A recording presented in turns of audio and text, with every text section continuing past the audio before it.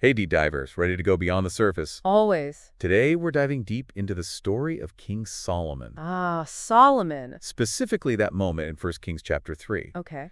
where he's offered, well, anything he wants. Sounds familiar, but I'm ready for the deep dive. We'll unpack why his choice was so impactful Yeah. and how it can guide us even today. It's amazing, isn't it, how these ancient stories Yeah, still speak to leadership and decision-making, even in our modern world. so true. It's easy to think we know the story of Solomon, but there's always more to discover. So picture this. Solomon inherits the throne from his father, King David. Wow, talk about pressure. Right, he's young and suddenly responsible for a vast nation. Instead of getting caught up in the power, Yeah, his first act as king is to offer sacrifices at Gibeon. interesting. Almost like he's saying, I need help. This is bigger than me. That humility, right? It really sets the stage. For what happens next, God appears to Solomon in a dream and says, ask for anything you want. Wow, anything. Anything. What would you choose? I don't even know. Riches, power, long life, maybe. Right, those are the usual suspects. But Solomon, he asked for something unexpected. He says, give me an understanding heart An understanding heart. to judge your people and to discern between good and bad. He wants wisdom, not just knowledge, but the ability to use it fairly and compassionately. He's basically saying, I want to lead well. Help me serve others, not just myself. And that choice, that really impresses God. It does, so much so that God grants him wisdom and, well,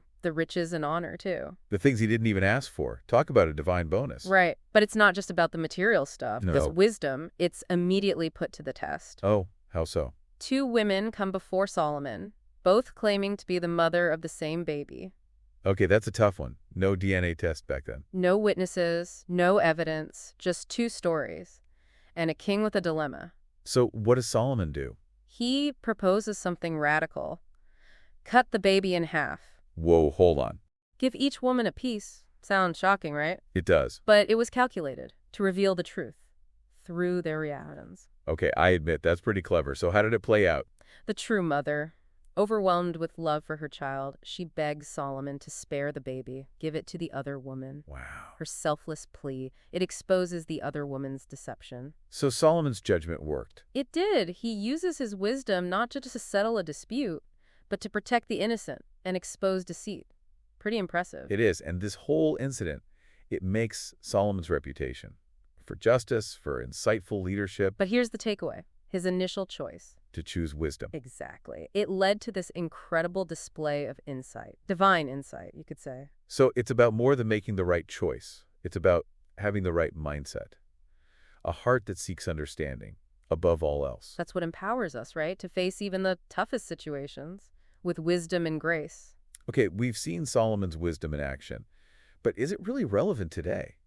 Like, how does asking for an understanding heart help us in our world? It's a good question, and I think the beauty of this story is that it's a framework, not a rule book. It's about how we approach life, not just about what Solomon did. So less about specific actions, more about the mindset. Exactly. Solomon sought divine guidance. For us today, it might be finding mentors, people who face similar challenges. Or just being open to different perspectives. Absolutely. It's admitting we don't have all the answers and being willing to learn from others, even those we disagree with. That's refreshing. It's not about having it all figured out. It's a journey of learning and growth. So understanding heart today means curiosity and humility. Right.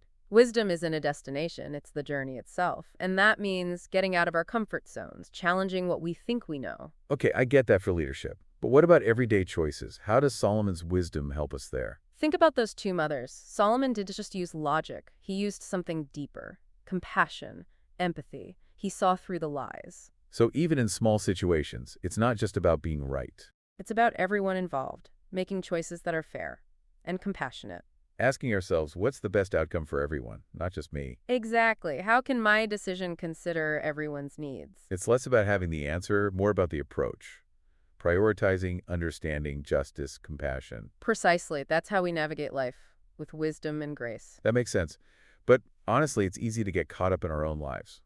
And forget the bigger picture. How do we stay grounded in those values?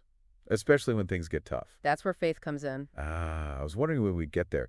But Solomon's story is religious. Does it apply if you're not? Well, there's a universal truth here. We don't have to do it all alone. Solomon knew his limits. He taught help. For us, that could be inner wisdom, a supportive community, even just knowing we're part of something bigger. So being humble, admitting we need help. It can be empowering, actually. We're not trying to carry everything ourselves, and that opens up possibilities. I like that. But how does this tie into strengthening faith, whether it's in God, ourselves, or humanity? Well, Solomon's story shows us faith isn't blind belief. It's about seeking understanding. He didn't just accept things, he questioned, sought wisdom that can make our own faith deeper. So engaging with it, asking tough questions, not just shutting down our minds. Exactly. We use our minds to explore and strengthen our beliefs, and often when we do that, faith becomes even more meaningful. It's in the seeking that we grow. So not about having the answers, but being on the journey of discovery and letting our faith evolve. That's a great way to look at it. It is. Faith, like wisdom, is a lifelong pursuit. We're always seeking, questioning, deepening our understanding of ourselves, the world, and what connects us all. This has been really insightful. Solomon's story, it's not just history. It's a guide for today, for living with wisdom and grace. But before we go, I want to explore how we each personally apply this, how we can strengthen our own faith journeys. What do you think? I think that's a perfect place to pick up next time. So we've talked about Solomon's wisdom for leaders and decisions, but how about for our own faith? Like personally, I feel like there's more there. Oh, absolutely. I mean, it goes back to his choice. Remember, he could have picked anything, power, riches, winning in battles, but he wanted an understanding heart. He knew that real strength, real leadership, it comes from somewhere deeper. Exactly. And that's true no matter your beliefs. Whether it's God or human connection or something else, faith is about wanting something more, something beyond just ourselves. So it's not about blindly following rules, but about wanting to understand, wanting knowledge and meaning, and letting that guide you. That's it. And that's why Solomon's story still matters today. He didn't just get wisdom handed to him. He went after it. He asked questions. He thought for himself. He wrestled with tough choices. And that same spirit can make our own faith stronger. So it's okay to use our brains, to ask hard questions, to not just accept things. More than okay, it's crucial. We use our minds to understand and to grow in our faith. And when we do that, it becomes even more powerful. It means more to us. It's in that searching that we grow. It's like we're owning our faith, not just taking it secondhand. We're finding truth and meaning for ourselves. Yes, and you find strength you didn't know you had, because when your faith comes from understanding, it can handle anything. That's a powerful thought. But it's easy to say, harder to do, right? Life gets busy, we get distracted. How do we actually live this out? Start small. Maybe it's a few minutes each day for prayer or thinking deeply. Maybe it's finding a group of people who share your beliefs, or even just having conversations that make you think differently. Creating space to reflect, to connect, to find that deeper meaning. Exactly.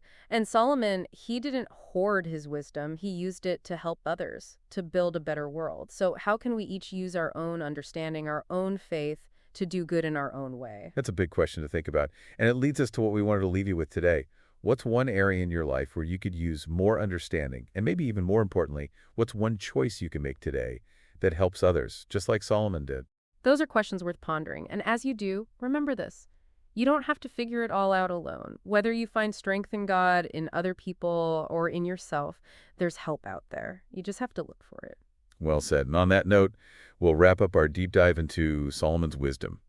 May we all find the courage and understanding to live lives like his, lives full of justice, compassion, and that lifelong search for wisdom. Keep searching, keep exploring, keep diving deep into the mysteries of life and faith.